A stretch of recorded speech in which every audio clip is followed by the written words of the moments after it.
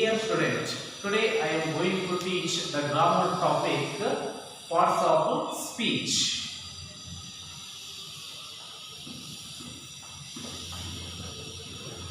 Parts of speech.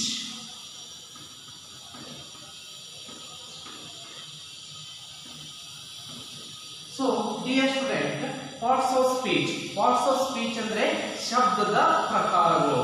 So, already we are discussed about the first parts of speech. Now ಈಗಾಗಲೇ parts of speech ನಲ್ಲಿ ಬರುವಂತಹ ಶಬ್ದದ ಪ್ರಕಾರಗಳಲ್ಲಿ ಬರುವಂತಹ ಮೊದಲನೆಯ ನಾಮಪದವನ್ನು ನಾವೇನ್ ಮಾಡಿದ್ವಿ ನಾವು ಏನು ಮಾಡಿದ್ದೀವಿ ಅಧ್ಯಯನ ಮಾಡಿದ್ದೀವಿ. So now let us the second parts of speech, pronoun.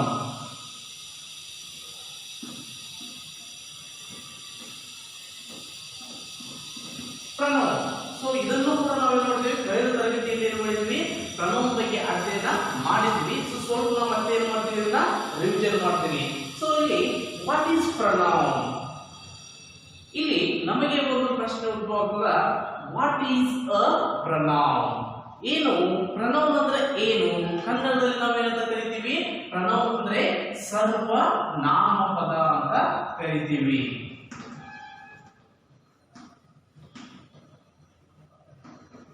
Parts of speech ನಲ್ಲಿ ಎರಡನೆಯ ಒಂದು ಪಾರ್ಟ್ಸ್ ಆಫ್ ಸ್ಪೀಚ್ ಆದಂತ ಪ್ರನೌನ್ ಅನ್ನು ನಾವೇನಂತ ಕರಿತೀವಿ? ಸರ್ವ ನಾಮಪದ ಅಂತ ಕರಿತೀವಿ. So what is pronoun? So ಇಲ್ಲಿ ಪ್ರನೌನ್ ಅಂದ್ರೆ ಏನು? Pronoun, what is pronoun? Pronoun is a word used instead of a noun. What is pronoun? Pronoun is a word. It is used instead of a noun. ಇಲ್ಲಿ pronoun ಅಂತ ನಾವು ಯಾವುದನ್ನ ಕರಿತೀವಿ ಅಂದ್ರೆ ನಾಮಪದದ ಬದಲಾಗಿ ಬಳಸುವಂತಹ ಒಂದು ಪದವನ್ನು ನಾವೇನಂತ ಕರಿತೀವಿ? ಸರ್ವ ನಾಮಪದ ಅಂತ ಕರಿತೀವಿ. So pronoun is a word. Pronoun is a word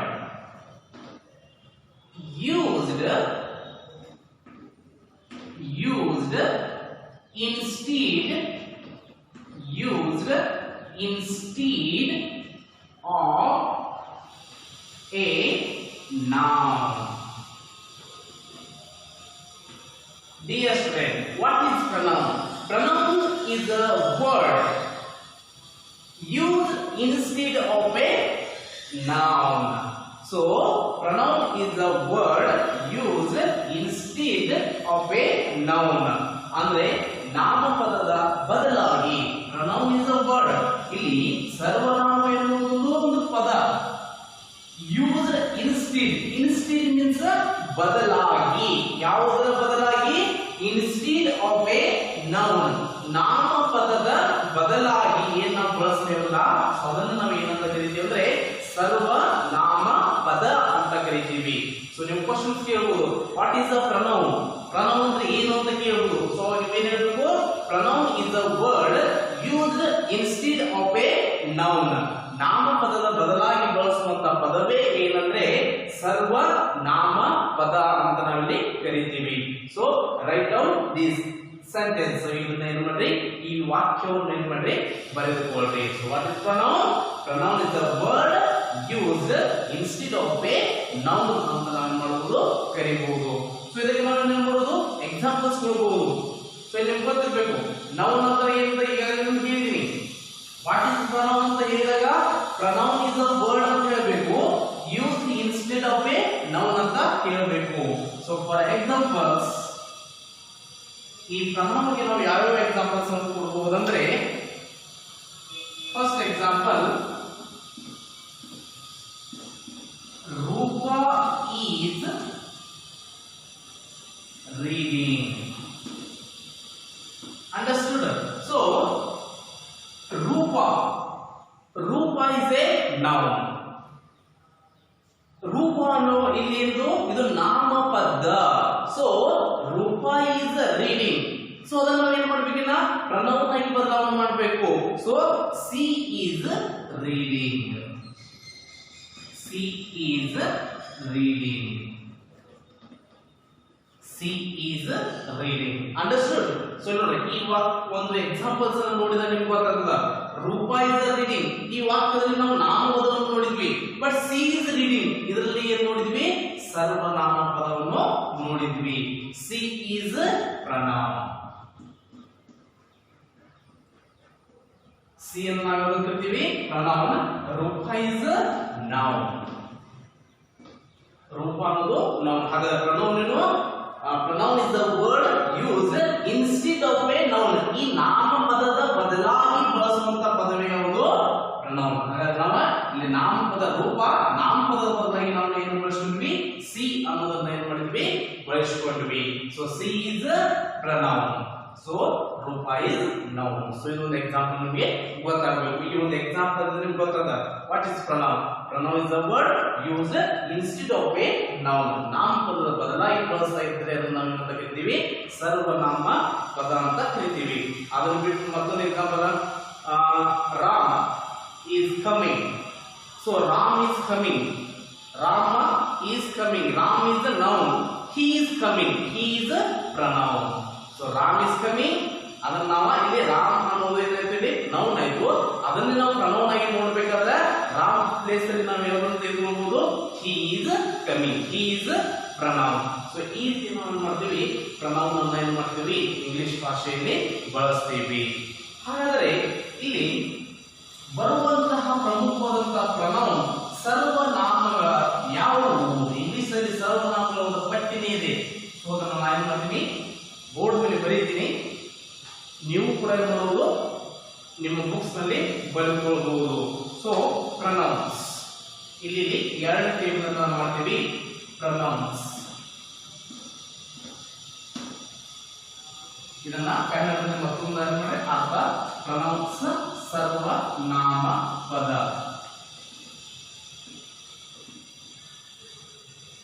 ಸರ್ವನಾಮ ಪದ ಅಥವಾ ಸರ್ವನಾಮ ಪದ ಎನ್ನುವುದು ಸರ್ವನಾಮಗಳು ಅಂತ ಕೂಡ ಏನಾಗ್ತದ ನಡೀತದೆ ಇಲ್ಲಿ. ಸರ್ವನಾಮಗಳು. ಸೊ ಹಾಗಾದ್ರೆ ಯಾವ ಪ್ರನೌನ್ಸ್ ಬರ್ತದ? ಇಂಗ್ಲಿಷ್ ಭಾಷೆಯಲ್ಲಿ ಬರುವಂತ ಪ್ರಮುಖವಾದಂತಹ ಪ್ರನೌನ್ಸ್ ಗಳ ಒಂದು ಪಟ್ಟಿ ಯಾವುದು ಅಂತ ನೋಡಿದಾಗ, so first one I.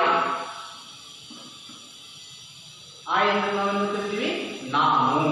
So I means ನಾನು. Yes. Second one me. Me means ನನಗೆ. ಐ ಮೀನ್ಸ್ ನಾನು, ಮೀ ಮೀನ್ಸ್ ನನಗೆ. ಮೈ ಮೀನ್ಸ್ ನನ್ನ. ಮೈ ಮೀನ್ಸ್ ನನ್ನ. ಮೈನ್ ಮೀನ್ಸ್ ನನ್ನದು. ಮೈನ್ ಮೀನ್ಸ್ ನನ್ನದು. ನೋಡ್ರಿ, ಐ ಮೀನ್ಸ್ ನಾನು, ಮೀ ಮೀನ್ಸ್ ನನಗೆ, ನೆಕ್ಸ್ಟ್ ಮೈ ಮೀನ್ಸ್ ನನ್ನ, ಮೈನ್ ಮೀನ್ಸ್ ನನ್ನದು. ಓಕೆ, ಒಂದೊಂದಾಗಿ ಏನ್ ಮಾಡ್ರಿ ಬರ್ಕೋಟ ಹೋಗ್ರಿ ಇದನ್ನ. ಸೊ ಐ ಮೀನ್ಸ್ ನಾನು, ಮೀ ಮೀನ್ಸ್ ನನಗೆ, ಮೈ ಮೀನ್ಸ್ ನನ್ನ, ಮೈನ್ ಮೀನ್ಸ್ ನನ್ನದು. Then next we.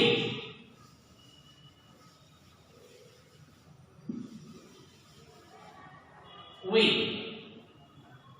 ವಿ ಅಂದ ತಕ್ಷಣ ನಮ್ಗೆ ಗೊತ್ತದ ವಿ ಅಂದ್ರೇನು? ನಾವು. ವಿ ಮೀನ್ಸ್ ನಾವು. ದೆನ್ ಅಸ್ ನಮಗೆ. ಅಸ್ ನಮಗೆ. ವಿ ಮೀನ್ಸ್ ನಾವು, ಅಸ್ ಮೀನ್ಸ್ ನಮಗೆ. ಅವರ್ ನಮ್ಮ. ಅವರ್ ಮೀನ್ಸ್ ನಮ್ಮ. ಅವರ್ಸ್ ನಮ್ಮದು. ಅವರ್ಸ್ ನಮ್ಮದು. ಅವರ್ಸ್ ನಮ್ಮದು. ನೋಡ್ರಿ, ವಿ ನಾವು, ಅಸ್ ನಮಗೆ, ಅವರ್ ನಮ್ಮ, ಅವರ್ಸ್ ನಮ್ಮದು. ಓಕೆ, ಇವೆಲ್ಲ ಪ್ರನೌನ್ಸ್.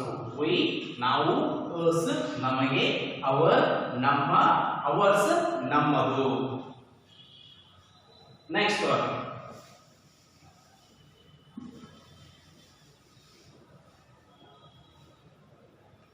ಯು. ಯು ಮೀನ್ಸ್ ನೀನು. ಯು ಮೀನ್ಸ್ ನೀನು ಅಥವಾ ನೀವು. ನೀನು ಅಥವಾ ನೀವು. ಸೊ ಯುವರ್ಸ್ ನಿಮ್ಮದು. ಯುವರ್ಸ್ ನಿಮ್ಮದು ಅಥವಾ ನಿನ್ನದು ಅಂತ ಕೂಡ ನಾವು ಮಾಡ್ತೀವಿ, ಕರೀತಾ ಇರ್ತೀವಿ. ನೆಕ್ಸ್ಟ್ ಹಿ ಅವನು. ಸಿ ಅವಳು. ಸಿ ಅವಳು. ಯು ನೀನು ನೀವು. ಯುವರ್ಸ್ ನಿಮ್ಮದು. ಹಿ ಅವನು. ಸಿ ಅವಳು. Then they. They.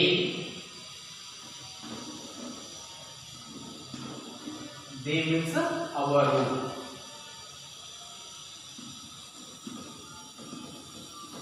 They means ಅವರು. ಹೀಗೆ ಒಂದಲ್ಲ ಸಾಕಷ್ಟು ಒಂದು ಪ್ರೊನೌನ್ಸ್ ನಾವೇನು ಮಾಡ್ತೀವಿ ಇಂಗ್ಲಿಷ್ ಭಾಷೆಯಲ್ಲಿ ಇಲ್ಲಿ ಬಳಸ್ತಾ ಇರ್ತೀವಿ. I, next we, you, he, she, it, they ಅಂತ ನಾವೇನ್ ಮಾಡ್ತೀವಿ ಇಂಗ್ಲಿಷ್ ಭಾಷೆಯಲ್ಲಿ. ಹೀಗೆ ಇಷ್ಟೆಲ್ಲ ಸಾಕಷ್ಟು ಪ್ರೊನೌನ್ಸ್ ನಾವೇನ್ ಮಾಡ್ತೀವಿ ಇಂಗ್ಲಿಷ್ ಭಾಷೆಯಲ್ಲಿ ನಾವೇನ್ ಮಾಡ್ತಾ ಇರ್ತೀವಿ, ಬಳಸ್ತಾ ಇರ್ತೀವಿ. ಸೊ ಒಂದು ಇಲ್ಲಿ ಏನ ತಿಳ್ಕೊಬೇಕಂದ್ರೆ ನಿಮ್ಮ ವಾಟ್ ಈಸ್ ಪ್ರೊನೌನ್ ಅಂತ ತಕ್ಷಣ ಏನಾಗಬೇಕು, pronoun is a word used instead of a noun. For example pronouns ಗಳಿಗೆ ನಾನು ಏನ್ ಮಾಡಿದೀನಿ ಒಂದು ಟೇಬಲ್ ಅಲ್ಲಿ ಬರ್ತೀನಿ. ಇಷ್ಟೇ ಅಲ್ಲದೆ ಇನ್ನೂ ಸಾಕಷ್ಟು ಪ್ರೊನೌನ್ಸ್ ನಾವೇನ್ ಮಾಡ್ತಾ ಇದ್ವಿ ಇಂಗ್ಲಿಷ್ ಭಾಷೆಯಲ್ಲಿ ನೋಡ್ತಾ ಇದ್ದೇವೆ. ಸೊ ಇದು ಸೆಕೆಂಡ್ ಪಾರ್ಟ್ ಆಫ್ ಸ್ಪೀಚ್. ಇಲ್ಲಿ ಎರಡನೇ ಒಂದು ಶಬ್ದದ ಪ್ರಕಾರವೇ ಯಾವುದಂದ್ರೆ ಪ್ರೊನೌನ್ಸ್.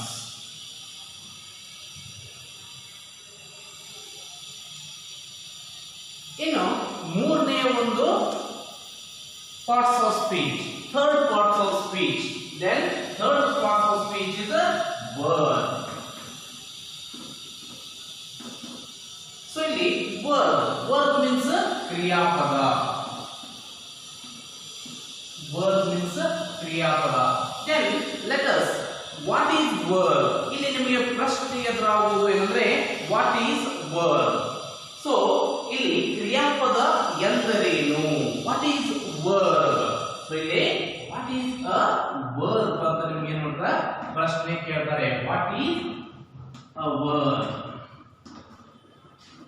ಏನು ಕ್ರಿಯಾಪದ ಅಂದ್ರೆ ಏನು ಅಂತ ನಾವು ನೋಡಿದಾಗ verb is a word. Verb is a word. Verb is a word. It show an action.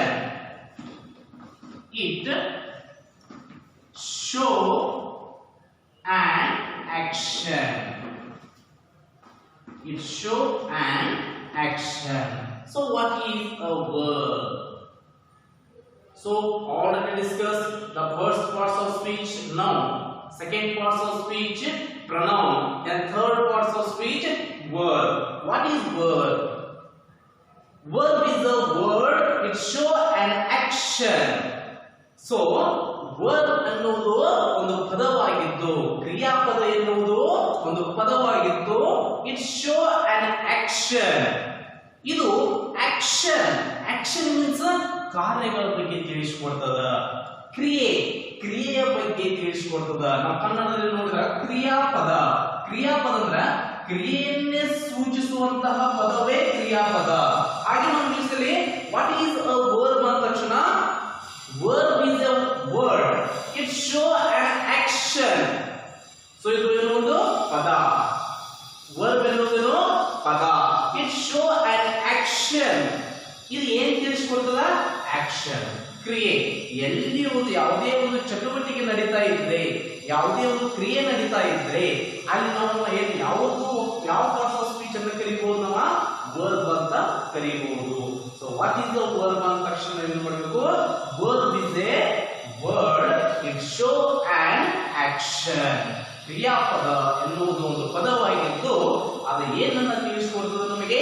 It show an action. Action means ಕ್ರಿಯೆಯನ್ನು ಸೂಚಿಸಿಕೊಡುತ್ತದೆ, ಕ್ರಿಯೆಯನ್ನು ನಮಗೆ ಹೇಳಿಕೊಡುತ್ತದೆ.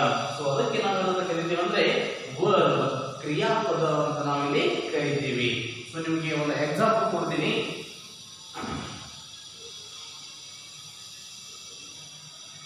ವರ್ಬ್ ಗೆ ಸಂಬಂಧಿಸಿದಂತೆ examples.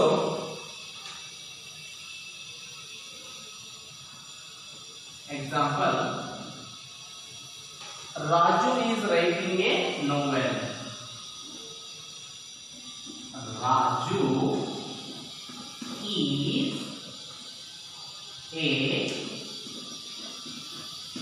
writing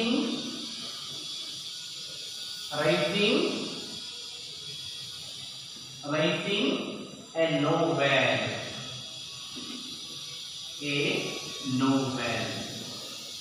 Dear friend, verb ಗೆ ಸಂಬಂಧಿಸಿದ ಒಂದು ಎಕ್ಸಾಂಪಲ್ ಕೊಟ್ಟಿದ್ದೀನಿ. ಏನು? Raju is writing a novel. So ಇಲ್ಲೇನು ಮಾಡ್ತಾನೆ?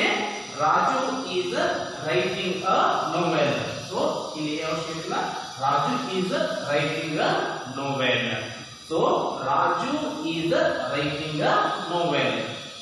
ಇಲ್ಲಿ ರಾಜು ಏನು ಮಾಡ್ತಾ ಇದ್ದಾನೆ? Novel. What is novel? Novel means ಕಾದಂಬರಿ. ರಾಜು ಏನು ಮಾಡ್ತಾ ಇದ್ದಾನೆ? ಕಾದಂಬರಿಯನ್ನು ಬರೀತಾ ಇದ್ದಾನೆ. Raju is writing a novel. So Raju ಏನು ಮಾಡ್ತಾ ಇದ್ದಾನೆ? ಕಾದಂಬರಿಯನ್ನು ಬರೀತಾ ಇದ್ದಾನೆ.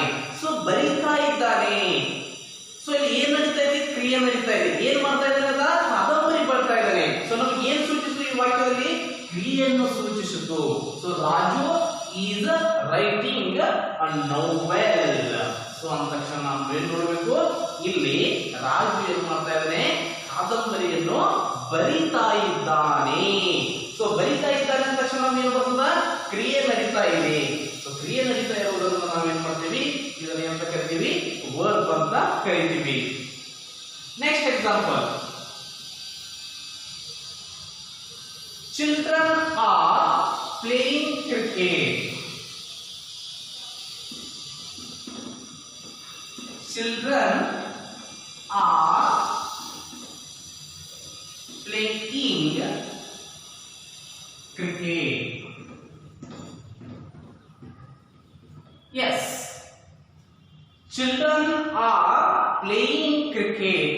ಇಲ್ಲಿ ಮಕ್ಕಳು ಏನು ಮಾಡ್ತಾ ಇದ್ದಾರೆ? ಕ್ರಿಕೆಟ್ ಅನ್ನ ಆಡ್ತಾ ಇದ್ದಾರೆ. ಸೊ ಆಡ್ತಾ ಇದ್ದಾರೆ. ಏನು ಮಾಡ್ತಾ ಇದ್ದಾರೆ? ಪ್ಲೇಯಿಂಗ್. ಸೊ ಇಲ್ಲಿ ನಮಗೆ ಏನು ಸೂಚಿಸ್ತಾ ಇದೆ? ಕ್ರಿಯೆ ಸೂಚಿಸ್ತಾ ಇದೆ. Children are playing cricket. So ಅಲ್ಲಿ ನಾವು ಏನನ್ನ ನೋಡಿದ್ವಿ? ಕ್ರಿಯೆಯನ್ನ ನೋಡಿದ್ವಿ. ಅಲ್ಲಿ ಏನ್ ಮಾಡ್ತಾರೆ? Children are playing cricket. ಮಕ್ಕಳು ಕ್ರಿಕೆಟ್ ಅನ್ನು ಆಡ್ತಾ ಇದ್ದಾರೆ ಅನ್ನೋದು ಏನು ಸೂಚಿಸ್ತಾ ಇದೆ? ಕ್ರಿಯೆಯನ್ನು ಸೂಚಿಸ್ತಾ ಇದೆ. ಸೊ ಇಲ್ಲಿ ಕ್ರಿಯೆಯನ್ನು ಸೂಚಿಸುವ ಕಾರಣದಿಂದ ನಾವೇನ್ ಮಾಡಿದ್ವಿ? ಇದನ್ನ ವರ್ಬ್ ಅಂತ ಕರೀತೀವಿ. ಸೊ ನಿಮ್ಗೆ ಗೊತ್ತಾಗಿರ್ಬೇಕು, what is the verb? Verb is a word. It shows an action. So ಇಲ್ಲಿ ಏನು ನಮಗೆ ತಿಳಿಸ್ತಾ ಇದೆ? ಕ್ರಿಯೆಯನ್ನು ಸೂಚಿಸ್ತಾ ಇದೆ. ಸೊ ಯಾವುದೇ ಇಲ್ಲಿ ನಾನು ಇಲ್ಲಿ ಎರಡು ಎಕ್ಸಾಂಪಲ್ ಕೊಟ್ಟಿರಬಹುದು. ಸೊ ಸಾಕಷ್ಟು ಎಕ್ಸಾಂಪಲ್ ನೋಡಿದಾಗ ನಾವು ನೋಡ್ತೇವೆ ಅಂದ್ರೆ ಚಿಲ್ಡ್ರನ್ ಆರ್ ಪ್ಲೇಯಿಂಗ್ ಕ್ರಿಕೆಟ್ ಇಂಥವಲ್ಲ, ಅಲ್ಲಿ ಏನ್ ನಡೀತಾ ಇರಬೇಕು? ಒಂದು ಅಲ್ಲಿ ಒಂದು ಕ್ರಿಯೆ ನಡೀತಾ ಇರಬೇಕು. ಕ್ರಿಯೆ ನಡೀತಾ ಇದ್ದರೆ ಅದನ್ನ ನಾವೇನಂತ ಕರಿತೀವಿ? ವರ್ಬ್ ಅಂತ ಕರಿತೀವಿ. Children are playing cricket. So ಇಲ್ಲಿ ಟೈಪ್ಸ್ ಆಫ್ ವರ್ಬ್ ಅಂತ ನಾವು ಕರಿಬಹುದು. Children are playing cricket example ಗೊತ್ತಾಯ್ತು. ಸೊ ನಿಮ್ಗೆ ಇಲ್ಲಿ ಏನಾಯ್ತು? ವರ್ಬ್ ಅಂದ್ರೂ ಕೂಡ ಗೊತ್ತಾಯ್ತು. ಆದ್ರೆ ಟೈಪ್ಸ್ ಆಫ್ ವರ್ಬ್ ಇಲ್ಲಿ ನಾವು ನೆಕ್ಸ್ಟ್ ಕಲಿಯೋದು ಟೈಪ್ಸ್ ಆಫ್ ವರ್ಬ್.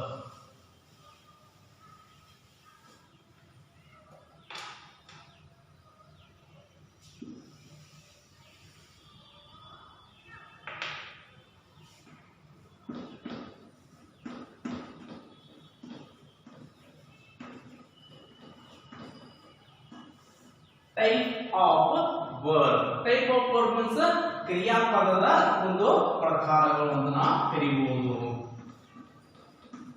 ಕ್ರಿಯಾಪದದ ಪ್ರಕಾರಗಳು. Types of verb. ಕ್ರಿಯಾಪದದಲ್ಲಿ ನಾವೇನ್ ಮಾಡ್ತೀವಿ, ಎರಡು ರೀತಿಯಾದಂತಹ ವರ್ಬ್ ಅನ್ನು ನೋಡ್ತೀವಿ. So first one weak verb, second one strong verb. Type of verb ಅಂದ್ರೆ ಕ್ರಿಯಾಪದದ ಪ್ರಕಾರಗಳು. ಸೊ ಎರಡು ರೀತಿಯಾದಂತಹ ನಾವು ಒಂದು ವರ್ಬ್ ಅನ್ನ ಕ್ರಿಯಾಪದಗಳನ್ನ ನಾವಿಲ್ಲಿ ಇಂಗ್ಲಿಷ್ ಭಾಷೆಯಲ್ಲಿ ನೋಡ್ತೀವಿ. Weak verb and strong verb ಅಂತ ನಾವಿಲ್ಲಿ ಕರಿತೀವಿ. ಸೊ ಇಲ್ಲಿ ವೀಕ್ ವರ್ಬ್ ಅಂದ್ರೆ ಏನು? ಸೊ ವೀಕ್ ವರ್ಬ್ ಅಂದ್ರೆ ಮುಖ್ಯ ಕ್ರಿಯಾಪದಗಳು ಫಾಸ್ಟ್ ಹಾಗೂ ಪಾಸ್ಟ್ ಪಾರ್ಟಿಸಿಪಲ್ ಗಳಲ್ಲಿ ಕೇವಲ ಇಡಿ ಮತ್ತು ಡಿ ಪ್ರತ್ಯಯವು ಪಡೆದುಕೊಂಡರೆ. ಫಾರ್ ಎಕ್ಸಾಂಪಲ್ಸ್ ನಾವು ask,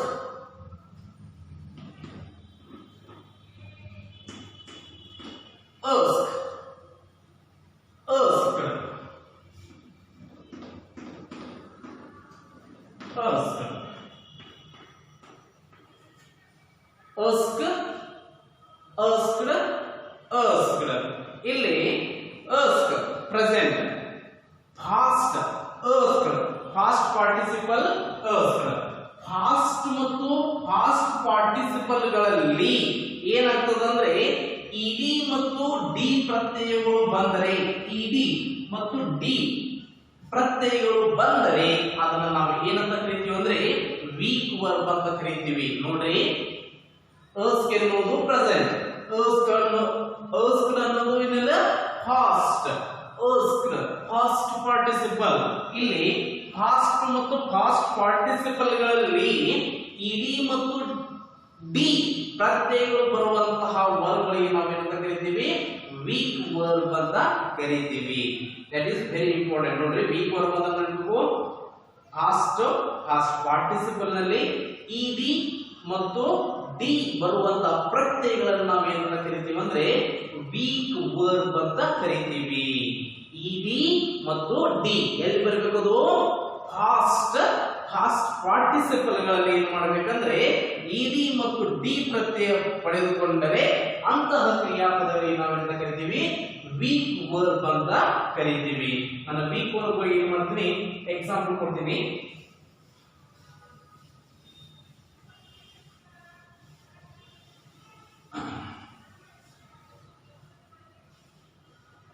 weak verbs.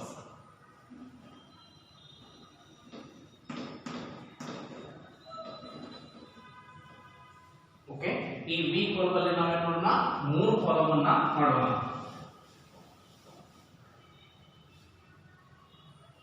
Present,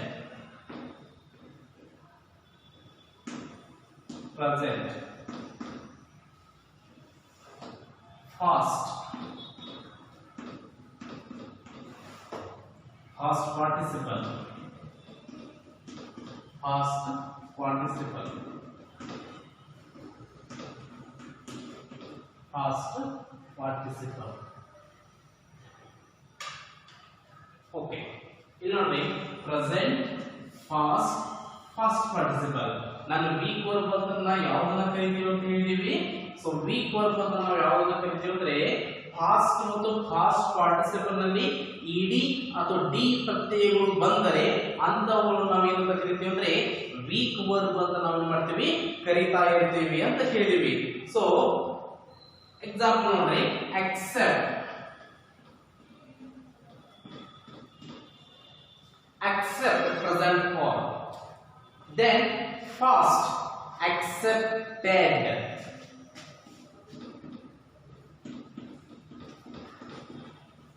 Fast, accepted. Present, accept. Fast, accepted. And a past participle also accepted.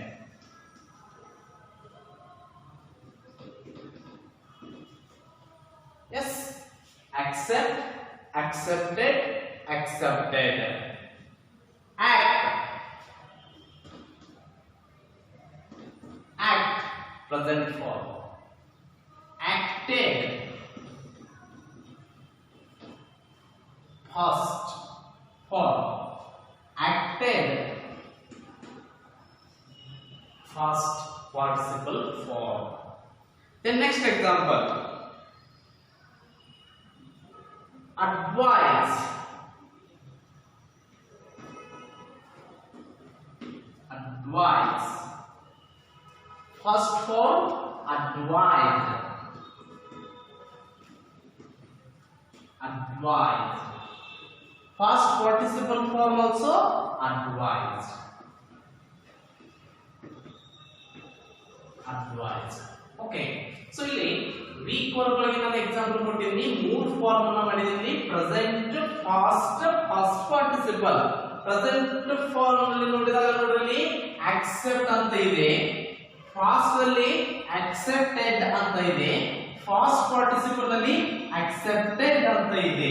So ನಾನು ವೀಕ್ ವರ್ಬ್ ಅಂತ ನಾವು ಯಾವಾಗ ಕಲಿತೀವಿ ಅಂತ ಹೇಳಿದೆ, ಪಾಸ್ಟ್ ಅಂಡ್ ಪಾಸ್ಟ್ ಪಾರ್ಟಿಸಿಪಲ್. ಈ ಪಾಸ್ಟ್ ಇರಬಹುದು, ಪಾಸ್ಟ್ ಪಾರ್ಟಿಸಿಪಲ್ ಗಳಲ್ಲಿ ಇಡಿ ಮತ್ತು ಡಿ ಪ್ರತ್ಯಯಗಳು ಇದ್ದರೆ ಅದನ್ನ ವೀಕ್ ವರ್ಬ್ ಅಂತ ಕರೀತಾ ಇದೀವಿ. ನಾನು ಇಲ್ಲಿ ಎಕ್ಸಾಂಪಲ್ ಕೊಟ್ಟಾಗ ನಿಮಗೆ ಗೊತ್ತಾಗಬಹುದು. Act, acted, acted.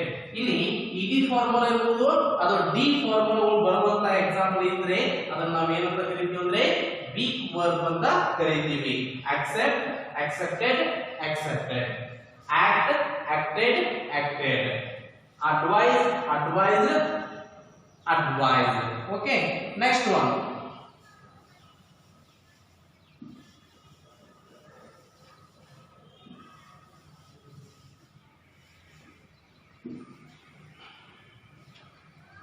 add, add, added, added, added,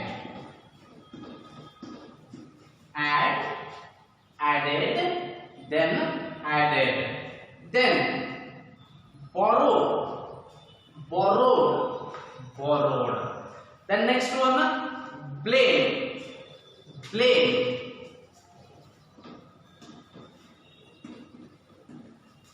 blame, blamed, blamed, blamed,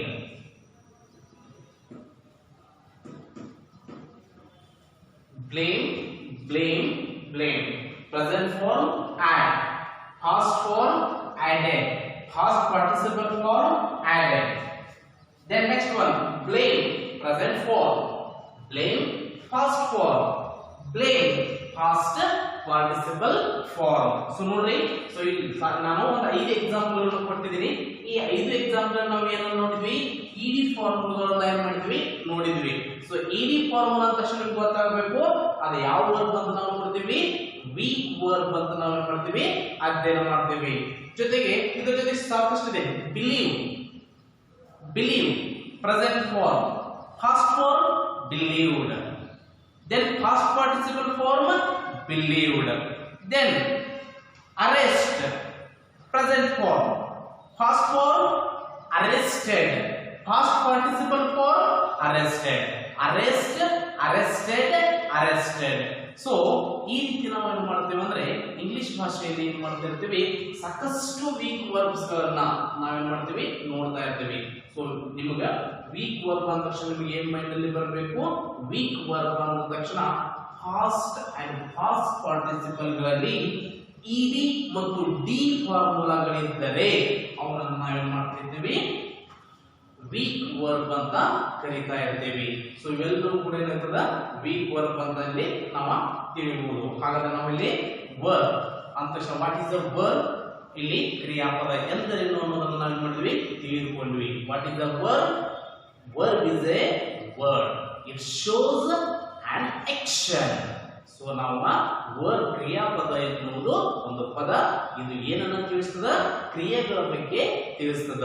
so ಅದಕ್ಕಾಗಿ ವಾಟ್ ಇಸ್ ದ ವರ್ಬ್ ಅಂದ ತಕ್ಷಣ ನಾವು ಏನು ಕೇಳಿದ ಏನಂತ ಉತ್ತರ ಕೊಡಬೇಕು, verb is a word, so it shows an action. Types of verb, ವರ್ಬ್ಗಳಲ್ಲಿ ಕ್ರಿಯಾಪದಗಳಲ್ಲಿ ಪ್ರಕಾರಗಳು. 2 types of verb, weak verb and strong verb. So ಈಗ ನಾವು ಏನು ಅಧ್ಯಯನ ಮಾಡಿದ್ವಿ, ವೀಕ್ ವರ್ಬ್ ಬಗ್ಗೆ ಅಧ್ಯಯನ ಮಾಡಿದ್ವಿ. ಇನ್ನ ಸ್ಟ್ರಾಂಗ್ ವರ್ಬ್ ಬಗ್ಗೆ ನಾವು ಏನ್ ಮಾಡೋಣ, ಒಂದು ಮುಂದಿನ ತರಗತಿಯಲ್ಲಿ ಏನ್ ಮಾಡೋಣ, ಅಧ್ಯಯನ ಮಾಡೋಣ. ಸೊ ಹಾಗಾದ್ರೆ ನಾವು ಈ ತರಗತಿಯಲ್ಲಿ ಒಟ್ಟಾರೆಯಾಗಿ ಪಾರ್ಟ್ಸ್ ಆಫ್ ಸ್ಪೀಚ್ ಏನೇನು ಅಧ್ಯಯನ ಮಾಡಿದ್ವಿ ಹಾಗಾದ್ರೆ, ನೌನ್ ಬಗ್ಗೆ ಅಧ್ಯಯನ ಮಾಡಿದ್ವಿ, ಪ್ರನೌನ್ ಬಗ್ಗೆ ಅಧ್ಯಯನ ಮಾಡಿದ್ವಿ, ಹಾಗೂ ಮೂರನೇ ಪಾರ್ಟ್ಸ್ ಆಫ್ ಸ್ಪೀಚ್ ಅಂತ ವರ್ಬ್ ಬಗ್ಗೆ ಅಧ್ಯಯನ ಮಾಡಿದ್ವಿ. ಅದರಲ್ಲಿ ಯಾವನ್ನ ಅಧ್ಯಯನ ಮಾಡಿದ್ವಿ, ವೀಕ್ ವರ್ಬ್ ಬಗ್ಗೆ ಅಧ್ಯಯನ ಮಾಡಿದ್ವಿ. ಇನ್ನು ಸ್ಟ್ರಾಂಗ್ ವರ್ಬ್ ಬಗ್ಗೆ ಏನು ಮಾಡೋಣ, ಮುಂದಿನ ಅವಧಿಯಲ್ಲಿ ಅಧ್ಯಯನ ಮಾಡೋಣ. ಸೊ ಇಲ್ಲಿ ನಿಮಗೆ ಏನ್ ಕೊಡ್ತಾ ಇದ್ದೀನಿ ಹೋಮ್ವರ್ಕ್ ಅಂದ್ರೆ, ವೀಕ್ ವರ್ಬ್ ಗಳಿಗೆ ಸಂಬಂಧಿಸಿದ ಒಂದು 30 ರಿಂದ 40 ಏನ್ ಮಾಡಬೇಕು, ಒಂದು ಎಕ್ಸಾಂಪಲ್ಸ್ ನೀವು ಏನ್ ಮಾಡಬೇಕು, ಬರೀಬೇಕು. Okay, thank you.